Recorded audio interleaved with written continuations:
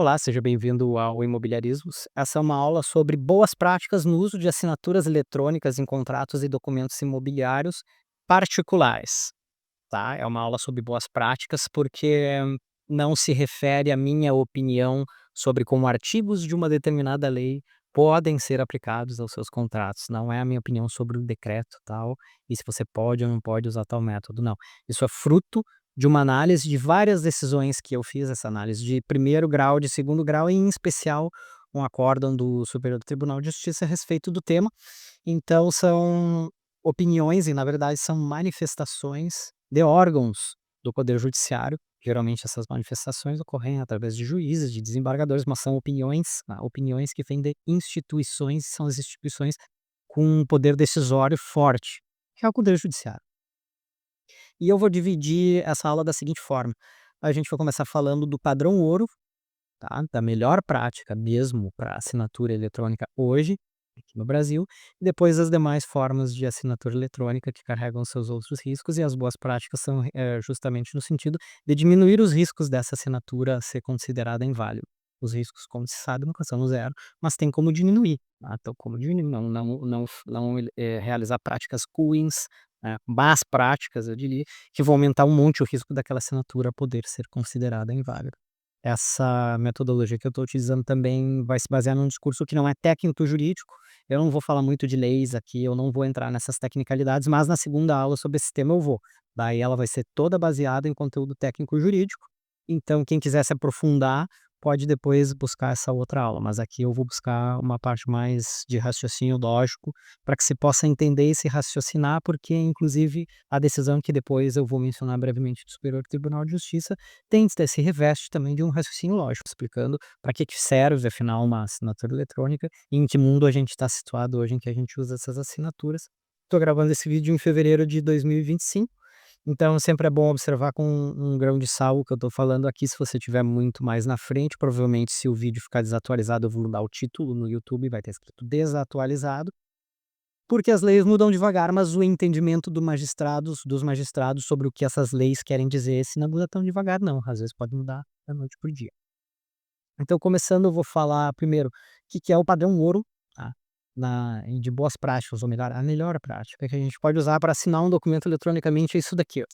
Isso daqui é um certificado digital A3, ICP, significa que ele foi emitido por uma autoridade certificadora credenciada junto ao à infraestrutura de chaves públicas brasileira, o ICP, a Infraestrutura de Chaves Públicas Brasileira. Para fazer isso aqui, eu tive que marcar uma reunião, ir até um lugar, uma pessoa ficou me observando, tirou uma foto minha, ela tirou as minhas digitais, ela olhou o meu documento e olhou para mim para ver se eu era eu mesmo e fez assinar documentos, tá. Depois disso ela vinculou a minha identidade a esse aparelho aqui, eu criei uma senha bem longa, e agora quando eu assino com esse aparelhinho aqui, a minha assinatura, se eu executar ela da forma tecnicamente correta, o que não é nem um pouco difícil, tá, mas eu não vou entrar nesses termos aqui.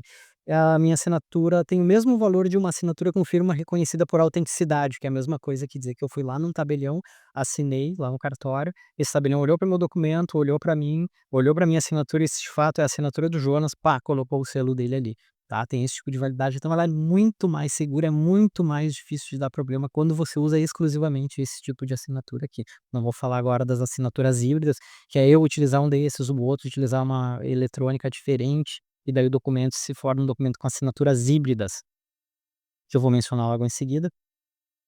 Só que tem um porém, isso aqui é para o mundo perfeito, tá, não é todo mundo que tem, pelo motivo de que primeiro você tem que marcar uma reunião, demora um pouco mais para fazer, demora alguns dias para fazer e também custa entre 100 e R$ 400 dependendo do tempo em que for válido esse certificado, porque ele vence, depois que ele vence tem que fazer outro, tem que pagar de novo, tá.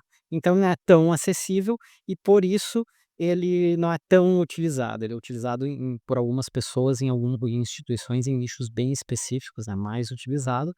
E e aí isso nos coloca no segundo tópico dessa aula, que são as demais assinaturas eletrônicas. Por quê? Porque o mundo é ágil hoje, o mundo digital, né, então as coisas têm um timing para serem feitas, então quando você está fazendo, por exemplo, um negócio de compra e venda de um imóvel, a pessoa quer comprar aquele imóvel, ela diz: "Feito, vou assinar a promessa de compra e venda". "Sim, vou assinar o compromisso de compra e venda". E daí você diz: "Claro, vamos marcar uma reunião", daí lá com a autoridade certificadora, você vai lá, aí eles vão depois que eles terminarem tudo certinho, daqui uns dias, 7, 8, 10 dias, a gente assina, né. Não, claro que não. A pessoa vai fazer o negócio agora, se ela já concordou agora: "Não, eu já quero dar o sinal, eu já quero dar o sinal". Então ela pega e assina agora. E daí a gente entra no mundo moderno em que, por exemplo, você abre uma conta num banco online, você pega cartão de crédito online e vários outros serviços online e assina tudo por ali. Então existem várias formas de assinatura eletrônica, e eu vou falar só das principais, porque são as que aparecem mais em processos bem utilizadas e mal utilizadas, e justamente porque elas são mais comuns, né, muita gente usa, daí isso gera problemas, elas vão para o judiciário e isso se reflete em todos esses documentos, essas decisões que eu falei que, a propósito, são decisões públicas, tá, públicas, acessíveis a qualquer cidadão, então não tem nenhum segredo, quem quiser um dia dar uma olhada, verificar, se isso que eu estou falando aqui realmente tem algum reflexo na realidade, é só procurar, é bem simples. Agora vamos passar para as assinaturas, então, eletrônicas do mundo real, que são mais rápidas, mais ágeis, tá. A primeira boa prática, eu disse, é a prática ouro, que é usar um certificado digital A3. É o melhor, A3. Tem outros, A1, que também são ICP, mas assim, a A3 ainda já está surgindo a 4, mas, a distinção entre a 3 e a 4, ela é mais técnica, tá, então não é uma tecnicalidade menorzinha, então isso a gente não precisa abordar aqui, basta que se entenda, usa um A3, é a melhor prática hoje, tá. Aí a gente entra na segunda boa prática, que vai se aplicar, tem gente que não usa com certificado A3, mas eu vou dizer, aplique a todos, tá. Mas é que tem que constar em algum lugar, no contrato, enfim, isso vai da estratégia de quem está conduzindo os negócios. Que aquelas partes, elas aceitam assinar eletronicamente e especificar qual o meio está sendo utilizado, se é um certificado digital A3 não é obrigatório, entendeu. Só estou dizendo que ela deixa a sua posição mais segura. Não é obrigatório. E, por exemplo, se estiver utilizando um certificado que não é ICP, que eu disse é infraestrutura de febres públicas, falei toda essa história de fazer um ponto lá, a pessoa tirar foto, etcétera. Pode fazer à distância também, mas tem algumas particularidades que não vou entrar agora. Tem que ficar claro que as pessoas aceitam utilizar esse outro método de assinatura eletrônica, tem que estar claro lá que vai ser utilizado. Se vocês forem utilizar o DocuSign, ZapSign, ClickSign, essas várias empresas tem que estar, vai utilizar esse, que as partes entendem que não é um meio ICP, mas que mesmo a ser certificado, né, e emitido certificado emitido por autoridade da infraestrutura de chaves públicas brasileira, mas que assim elegem essa outra forma de assinatura, concordam, isso é muito importante. Tem um fundamento legal para isso que depois a gente vai ver na aula 2, tá. Essa é outra melhor prática, então a pessoa escolhe isso, as 2 ou as 3 ou as 4, depende de quantas partes, estiverem envolvidas naquela negociação, naquele contrato, naquele documento, e isso tem que ficar claro, tá. Agora essas formas de assinatura eletrônica, elas vão ter também alguns detalhes. O primeiro, antes de entrar nos tipos, né, por exemplo, e-mail é um tipo, WhatsApp, direct do Instagram seria um tipo. Fica claro que tem a possibilidade de se fazer assinaturas híbridas, que é, por exemplo, eu assinar com o meu certificado digital A3, e a outra pessoa, às vezes existe isso, ela assina à mão e digitaliza o documento, ou eu envio o meu documento com a minha assinatura por e-mail e ela responde: "Sim, eu concordo com isso, é como se eu tivesse assinado", ou eu assino com esse daqui e o outro assina com essas plataformas tararara sign, tá. Assinatura híbrida é uma dessas, as pessoas usam meios diversos de assinaturas eletrônicas, uns um tipo, outro outro. Isso enfraquece, tá. Isso enfraquece a validade da assinatura, porque ainda é algo novo, é pouco discutido, tem poucas decisões a respeito do que fazer, do que se entender a respeito da validade dessas assinaturas. Então, simplesmente porque é uma questão que a gente ainda não sabe bem como vai ser interpretada, ela gera insegurança, então se puder não fazer, não faça, tá. E daí entramos no segundo ponto. Existem meios mais frágeis e meios menos frágeis, tá. E eles são frágeis no seguinte sentido, aquela decisão que eu mencionei do Superior Tribunal de Justiça, que inclusive é do recurso especial 2159.442, né, as pessoas podem acessar esse recurso especial para ler o acordo, né, que está publicamente disponível para qualquer cidadão brasileiro, ele estrangeiro também. Vai falar o seguinte, afinal, qual é o princípio por trás de uma assinatura eletrônica? É saber que quem assinou foi realmente quem se disse que assinou e não outra pessoa, e que aquele documento está íntegro, né, ele não foi alterado depois da assinatura, a pessoa assinou dizendo que ia pagar 500.000, depois magicamente aquele documento aparece assinado dizendo que ela vai pagar 1.000.000. Então tem que ter um meio de garantir que aquele documento é íntegro, que foi aquela pessoa que fez aquela assinatura, ou de ter uma boa margem de certeza. E então qual é a pior prática, antes de falar da melhor, que o pessoal executa com frequência, é comum. Por e-mail, envia por e-mail, diz: "Ah, tá aqui ó, no corpo do e-mail você aceita?", o outro responde: "Aceito", "Ah, feito", agora a pessoa pensa: "Tem meu contrato assinado". Não, né, não, claro que não, é muito fácil da pessoa contestar, dizer: "Não fui eu que assinei", porque é isso que vai acontecer quando entra em juízo, ou na maior parte dos casos, ou o juiz mesmo de ofício, e eu não vou discutir aqui se ele pode ou se não pode fazer isso, não interessa, eu só tô descrevendo. Ele diz: "Não, eu quero ver se esse documento é autêntico", né, o que foi assinado, o documento particular, a promessa de compra e venda, por exemplo, o contrato de locação, ou então a outra parte diz: "Não, eu não assinei isso, eu não reconheço esse documento", e daí a outra parte que diz que foi assinado de fato pelos outros 2 tem que mostrar que foi assinado, tem que provar. Tá, e o que acontece, fica frágil, é um e-mail, ou então WhatsApp, as pessoas se enviam mensagem por WhatsApp, com áudio às vezes no meio, uma coisa é muito informal, então assim, ó, não faça se não for necessário. Não faça, porque é difícil de mostrar autenticidade, qualquer pessoa pode ter respondido aquela mensagem, dependendo do número, do meio que se usar no WhatsApp. E esse raciocínio pode ser expandido para Telegram, para mensagem de direct, é muito difícil. O que nos leva ao segundo ponto, isso é um meio frágil, porque tem poucos fatores de autenticação, tá. Tem muito poucos fatores de autenticação.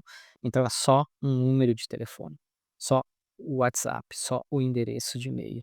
Aí as pessoas começam a utilizar essas plataformas, que eu já mencionei, DocuSign, ZapSign, esse é o método mais utilizado hoje, não o nome da empresa, tá, tô dizendo plataformas de assinatura eletrônica. E o gov.br, que tem uma pegadinha, ele é menos seguro hoje juridicamente, porque ele oferece mais riscos para contratos particulares, eu estou falando de documentos particulares, tá. Então, primeiro vamos abordar a questão dessas plataformas de assinatura eletrônica, ZapSign, vou ficar falando os mesmos nomes, que é o que eu me lembro, QuickSign, D4Sign, DocuSign e por aí vai, tá. Elas funcionam da seguinte forma, né, a pessoa chega, ela faz o upload de um documento, né, cria sua conta lá na plataforma, faz um upload de um documento, e envia para outra assinar. Aí da outra assina, você recebe um e-mail lá dizendo: "Ah, o contrato foi assinado por todos, o contrato foi assinado por todos". Hã, e aí a gente entra nessa primeira questão da autenticidade, né, que o Superior Tribunal de Justiça menciona bem claramente no recurso, que é o, já citei o nome, né, mas eu vou olhar de novo aqui na minha tela, 2159442. Tem que ter autenticidade, tá. E como é que a gente vai eliminar a dúvida, ou pelo menos tentar deixar mais seguro isso? Tendo fatores de autenticação. Fatores de autenticação todo mundo conhece, você vai entrar lá no Google, bota o e-mail, bota a senha, depois ele ainda quer te enviar um SMS ou uma mensagem no teu celular para botar assim: "Sou eu que estou acessando a conta". Então tem a senha, depois tem outro fator de autenticação para eles terem mais certeza que você é você, que é o SMS, ou então essa mensagenzinha que você vai ali e clica. E mesmo assim não é tão simples, né. Às vezes as pessoas são hackeadas e invadem teu e-mail, ah, conseguem interceptar teu SMS, por aí vai. Então o que acontece? Nessas plataformas as pessoas acham que é só chegar e usar. Eu vejo gente dizendo: "Ah não, use plataforma tal, essa vale". Não é a plataforma que vale, não tem nada a ver com a plataforma, tem um pouco a ver, mas não é tanto a plataforma, mas sim a forma, a maneira de se considerar os fatores de autenticação. Então tem plataforma que tu pode utilizar se quiser, só enviando ali um e-mail, a outra pessoa bota o nome da pessoa, bota o CPF, envia o e-mail, outra pessoa clica ali: "Ah, assinei", e recebe de volta lá: "Foi assinado", só um e-mail. Depois chega no judiciário, outros: "Não, não fui eu que assinei, esse e-mail não é meu". "Ah, tem o IP", "Sim, tem o IP também", então tem 2 fatores, tem o e-mail e tem o IP, nesse caso. E daí o IP da pessoa primeiro você vai provavelmente precisar de perícia, mas enfim, não vou entrar nesse caso. Uma prova técnica um pouco mais avançada, mas, o IP pode ser de Brasília para algum estado de Janeiro, no Rio Grande do Sul, acontece, acontece, questões de telecom. Tá, então é um fator só de autenticação, prática péssima.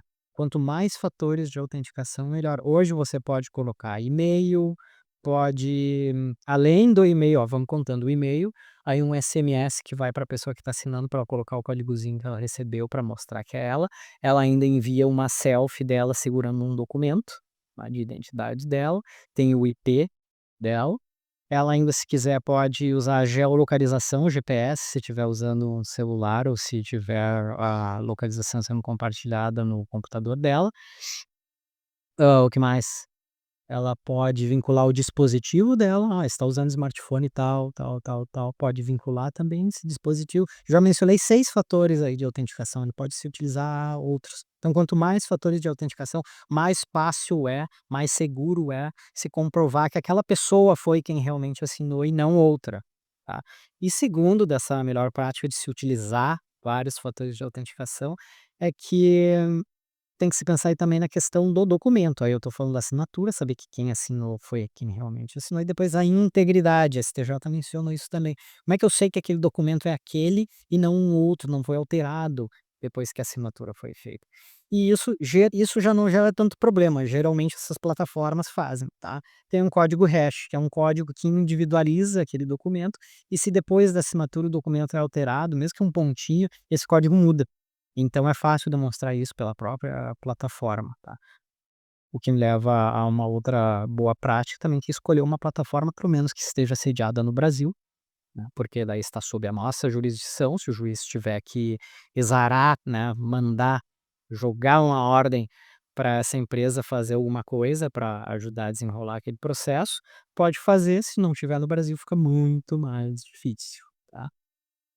Então é simples, fatores de autenticação, né, e uma empresa que seja reconhecida, que esteja em solo brasileiro, tenha sede em solo brasileiro, esteja sob a jurisdição do Brasil, tá. Então uma plataforma eletrônica reconhecida e que tenha sede no Brasil, você usa vários fatores de autenticações, legal, de autenticação, bom. Aí entramos na questão gov.br, tá. Todo mundo está usando esse assinador agora, né, eu vejo gente utilizando bastante em contratos particulares, eu acho que foram 73 milhões, eu acho que eu li mais ou menos esse número em 2024 ou 2023, agora não me lembro, de documentos assinados, não sei quantos foram particulares, mas sei que tem se divulgado que é bem popular essa plataforma e eu tenho visto muita gente assinando, inclusive contrato de locação, autorização de venda. Pode até dizer que de repente é melhor assinar assim do que enviar uma mensagenzinha por WhatsApp, né, mas enfim, tem que se considerar os riscos, né. E só que tem um problema do gov.br e aqui eu vou entrar numa pequena tecnicalidade, porque é o seguinte, ó, existem entendimentos de primeiro grau, de segundo grau, são interpretações que se faz, tá, de primeiro grau e de segundo grau, não chegou ainda no STJ e também não é majoritário, mas tem, acontece, eu tenho várias decisões dessas aqui guardadas, em que se diz o seguinte, em vários estados, tá, em vários estados. Se querem ver nos quais eu encontrei com mais frequência, mais fácil de achar foi São Paulo, Paraná e depois Rio de Janeiro, nos tribunais de justiça. Se diz assim: "Pela lei 14.063 de 2020, pelo decreto número 10.543 também de 2020, nos 2 é o artigo 2º, nos 2 é o parágrafo único, e também nos 2 acho que é o inciso 2º e a linha A".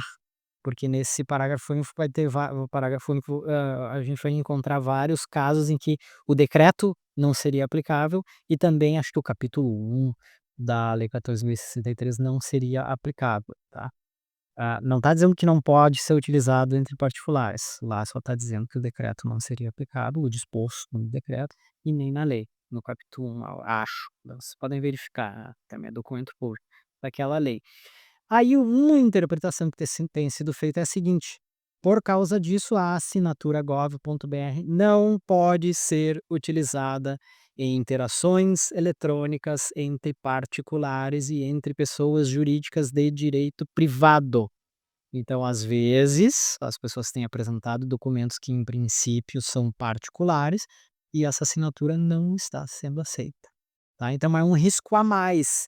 Agora tem que deixar claro que outros juízos, outros desembargadores aceitam, tá, aceitam. Então, assim, é tipo a plataforma gov.br de Schrödinger, que nem tem aquela história do gato de Schrödinger, que estaria vivo e morto ao mesmo tempo dentro de uma caixa em que tem uma probabilidade de sair um gás, é um negócio de física, dessas divulgações científicas e tal, dá para dar uma olhada.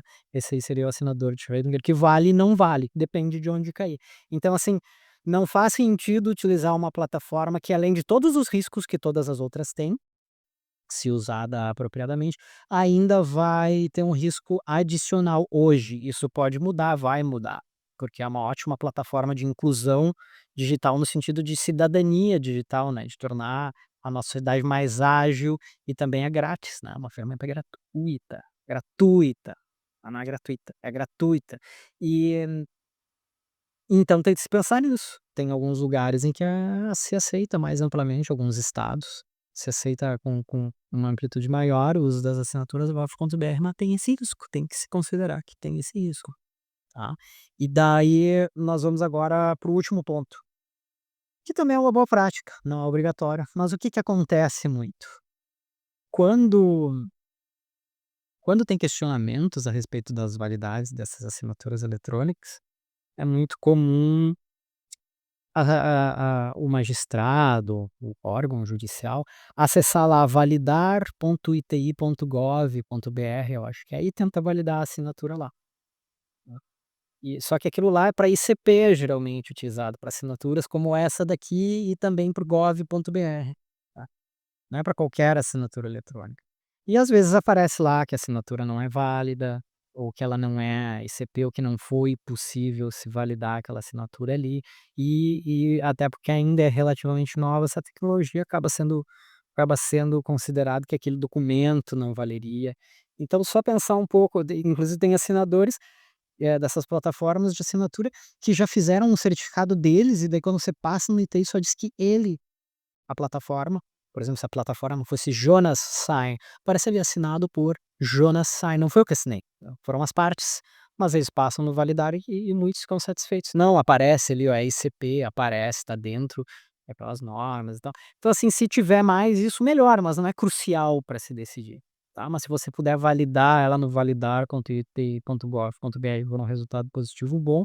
Se não puder, também não tem problema, mas assim, além dessa validação, você sempre tem que pensar, depois que assinou aquele documento, pensa como isso seria validado. E daí você mesmo vai vida para verificar se no futuro, quando for necessário validar, esse procedimento vai poder ser repetido, tá, vai poder ser repetido. De repente é bom ficar com cópias também dessa validação, não que elas vão ser apresentadas, mas para você saber qual foi o processo que você seguiu. E daí entra a questão também de utilizar uma empresa renomada, porque às vezes as empresas quebram, e se a empresa desaparecer fica um pouco mais difícil, né, de demonstrar a validade daquele documento. Aí tem documentos que, não, o cara fez uma compra e venda de imóvel por promessa, depois vendeu para outro, ninguém registrou, isso nem acontece, né, ninguém registrou no registro de imóveis, não fizeram escritura pública, e vai passando, daqui a pouco tem uma cadeia de contratos de 10 anos. 10 anos, às vezes, uma empresa quebra e desaparece. E daí junto pode desaparecer o seu contrato ou a sua possibilidade de mostrar isso.